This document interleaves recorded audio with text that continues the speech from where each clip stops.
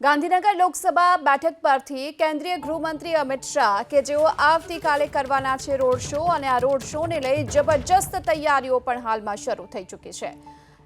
અમિત શાહના રોડ શોને લઈને હાલ જબરજસ્ત તૈયારી જોવા મળી રહી છે। રસ્તાઓ પર હાલ તો ઠેર ઠેર હોર્ડિંગ્સ લગાવી દેવામાં આવ્યા છે, બેનર, પોસ્ટર, લાઇટિંગ અને સ્ટેજ પણ સજાવવામાં આવ્યા છે।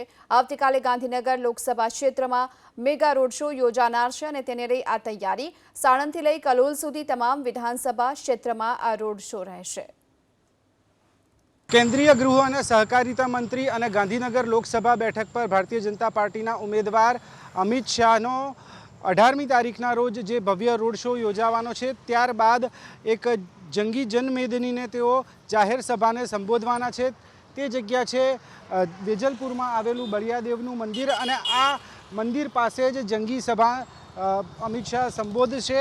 ત્યારે કેવા પ્રકારની તૈયારીઓ છે અને જ્યારે જંગી સભાને સંબોધવાના છે, આ વિસ્તારના જે ધારાસભ્ય છે અમિત ઠાકર તે આપણી સાથે છે, તેમની સાથે જ સીધી વાત કરીએ। અમિતભાઈ, કયા પ્રકારની તૈયારીઓ છે જ્યારે જંગી રોડ શો જે પૂર્ણ અહીંયા થશે ત્યારબાદ જે સભાનું આયોજન છે?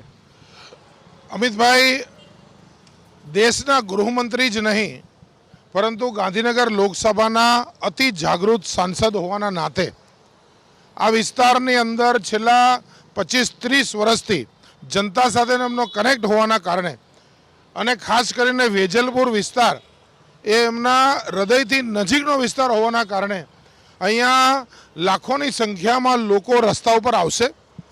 એમને રોડ શોની અંદર આશીર્વાદ અહીંની જનતા આપશે। જીવરાજ પાર્ક 4 રસ્તાથી ખૂબ મોટી સંખ્યામાં લોકોનું અભિવાદન ઝીલતા અમિતભાઈ અહીંયા વિનસ પાર્કલેન્ડ પાસે બળિયાદેવ મંદિર નજીક એક ભવ્ય જાહેર સભાની અંદર આ રોડ શો ફેરવાશે।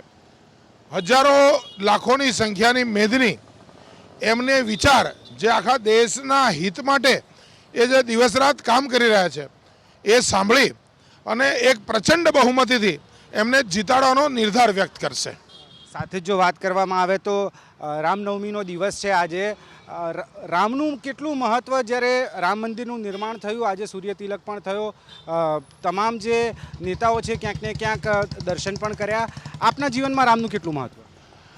જો રામ કા નહીં વો કામ કા નહીં। રામ આ દેશની મર્યાદા છે, રામ આ દેશના સંસ્કાર છે। રામ 500 વર્ષ પછી રામ મંદિરની અંદર બિરાજ્યા। આજની રામનવમી એ પહેલી રામનવમી હશે કે જ્યાં રામલલ્લા પોતાના નિજ સ્થાનમાં બિરાજેલા છે। તો આ રામ મંદિર બન્યા પછીની પહેલી જ ચૂંટણી પણ છે। જો રામ કો લાયે હૈ હમ ઉनको લાએંગે। ભારતીય જનતા પાર્ટી અને સંઘ પરિવારના અનેક લોકોએ રામલલ્લા મંદિરમાં બિરાજે એ માટે એક પોઝિટિવ સંઘર્ષ કર્યો અને એના કારણે આજે આ પહેલી રામનવમી છે અને સૌ ખુશ છે, સૌ ઉલ્લાસમાં છે।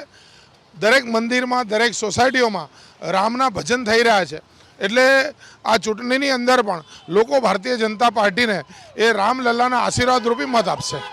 આપને શું લાગે છે જ્યારે રામ મંદિરનું નિર્માણ થયું છે, રામ મર્યાદા પુરુષોત્તમ હતા, ભારતીય જનતા પાર્ટી પણ રામ આ દેશનો આધાર છે એવું જ્યારે માનતી હોય, ત્યારે અમુક નેતાઓ જે પ્રમાણેની ટિપ્પણી કરતા હોય તે કેટલી વ્યાજબી? એવા નેતાઓ પર કોઈ ટિપ્પણી કરીને એવી ટિપ્પણી બગાડવા જેવી નથી। આ દેશની મર્યાદા રામ છે, આ દેશના સંસ્કાર રામ છે, એનાથી વધારે કંઈ કહેવાનું નથી। જો રામ કા નહીં વો કામ કા નહીં।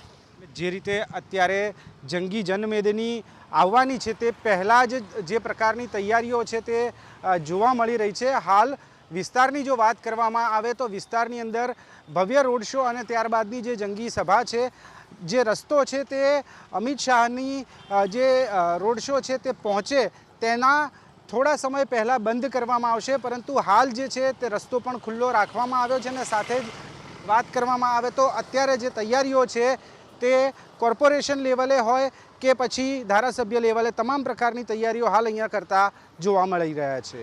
યુવરાજ લીલા સાથે તેજસ મહેતા, એબીપી અસ્મિતા, અમદાવાદ। ગાંધીનગર લોકસભા બેઠક પર ભારતીય જનતા પાર્ટીના ઉમેદવાર અને કેન્દ્રીય ગૃહ અને સહકાર મંત્રી અમિત શાહ 18મી એપ્રિલના રોજ ભવ્ય રોડ શો યોજનાર છે। ખાસ કરીને કલોલ, સાણંદ સાથે જ સાબરમતી, ઘાટલોડિયા અને નારણપુરામાં અને વેજલપુરમાં જે અલગ અલગ આ વિધાનસભા બેઠકો છે ત્યાં ભવ્ય રોડ શોનું આયોજન કરવામાં આવ્યું છે, ત્યારે અત્યારે અલગ અલગ વિસ્તારોની અંદર તૈયારીઓ જે છે તે પૂરજોશમાં ચાલી રહી છે. અમદાવાદના રન્ના પાર્ક પાસે, પ્રભાત ચોક પાસેના આ દ્રશ્યો છે કે જ્યાં અમિત શાહના કટઆઉટ લગાવવામાં આવ્યા છે. પ્રધાનમંત્રી નરેન્દ્ર મોદીના કટઆઉટ પણ લાગેલા જોવા મળે છે. સાથે જ અમિત શાહ આવે છે તે પ્રકારની જે કટઆઉટના બેનર્સ છે તે પણ લાગવામાં આવ્યા છે. અત્યારે જે રીતે જોઈ શકાય છે, જે પ્રમાણેના લાઇટિંગની વ્યવસ્થા કરવામાં આવી છે, સાઉન્ડની વ્યવસ્થા કરવામાં આવી છે, એટલે ભવ્ય રેલીનું જે આયોજન છે, ભવ્ય રોડ શોનું જે આયોજન છે તેની અત્યારે તૈયારીઓને આખરી ઓપ અપાઈ રહ્યો છે.